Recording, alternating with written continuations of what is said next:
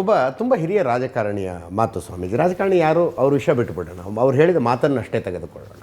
ಕುಂಭಮೇಳದಲ್ಲಿ ಹೋಗಿ ಮುಳುಗಿ ಹಾಕಿದ್ರೆ ಏನು ಹೊಟ್ಟೆ ತುಂಬುತ್ತಾ, ನಿರುದ್ಯೋಗ ಹೋಗುತ್ತಾ? ಭಾರತಕ್ಕೆ ಸ್ವಾತಂತ್ರ್ಯ ಬಂದರೆ ಹೊಟ್ಟೆ ತುಂಬಿದೆಯಾ? ಭಾರತಕ್ಕೆ ಸ್ವಾತಂತ್ರ್ಯ ಬಂತು, ಹೊಟ್ಟೆ ತುಂಬಿದೆಯಾ? ನಿರುದ್ಯೋಗ ಹೋಗಿದೆಯಾ?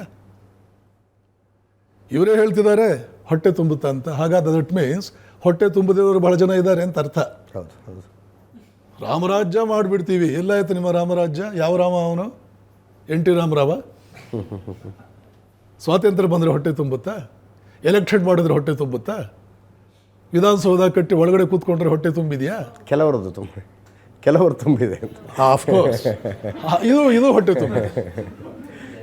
3 ಲಕ್ಷ ಕೋಟಿ ಟರ್ನ್ ಓವರ್ ಆಗಿದೆ ಈ ಕೇವಲ ಕುಂಭಮೇಳದಿಂದ.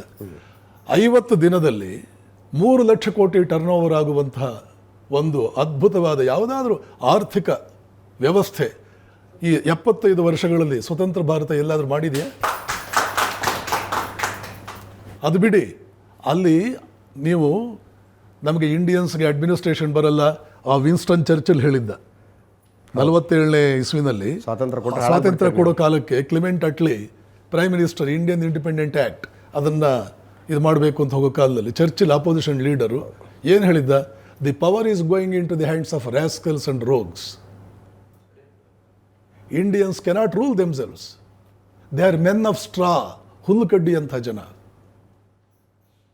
They don't spare even air from getting taxed. They will fight among themselves for the sake of power, and India will be lost in power squabbles.